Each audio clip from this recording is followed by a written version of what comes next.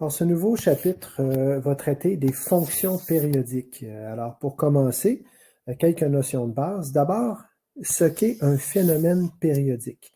Un phénomène périodique, c'est un phénomène qui se répète à intervalles réguliers. Donc, il y a quelque chose, une séquence qui revient d'une façon régulière.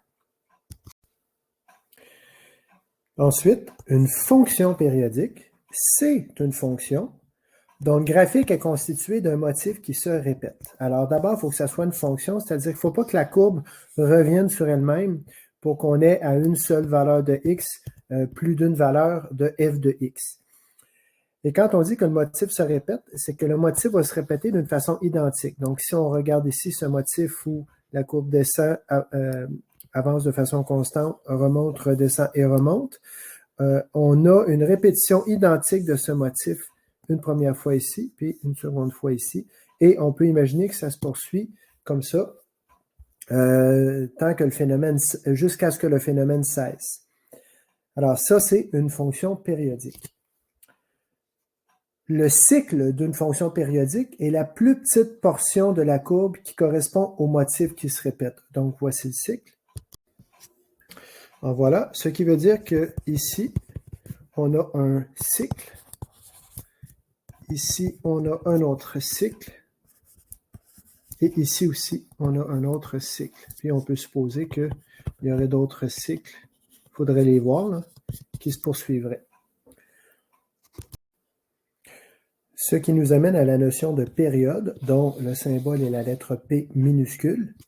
La période, c'est la longueur horizontale d'un cycle. D'abord, on va l'identifier sur le graphique, puis je reviendrai sur l'autre portion de la définition. Alors, de cette portion ici à là, ça c'est une période. Alors, j'ai des périodes, et évidemment, les périodes sont toutes identiques. Période, les périodes ici. On pourrait prendre un autre point de repère. On pourrait partir d'ici et se rendre jusqu'à l'autre point identique. Ça serait aussi la période. Ça consisterait en la même longueur en termes de x.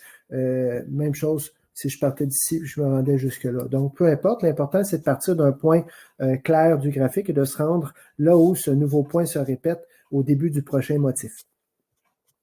Alors, de telle sorte que la longueur horizontale d'un cycle, de telle sorte que f de x plus p soit égal à f.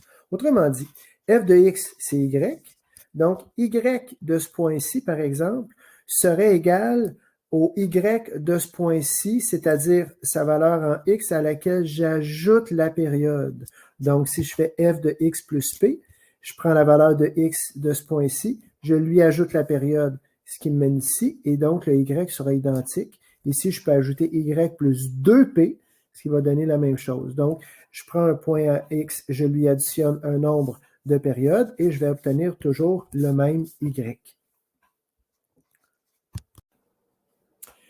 Et enfin, la notion de période nous mène à la notion de fréquence, dont le symbole est f minuscule. La fréquence, c'est la portion d'un cycle pour une unité de longueur de la variable indépendante, donc de x.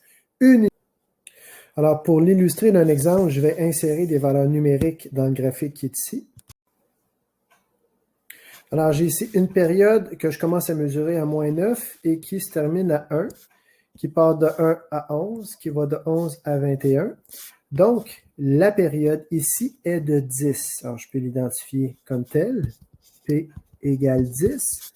Ainsi, F, la fréquence, c'est 1 sur P, donc 1 dixième. Alors, je pourrais dire 0,1 aussi, ça dépend du contexte. Ensuite, si je voulais déterminer la valeur de f de 4, par exemple, alors dans le graphique ici, j'ai moins 8. Je peux donc dire f de 4 égale moins 8.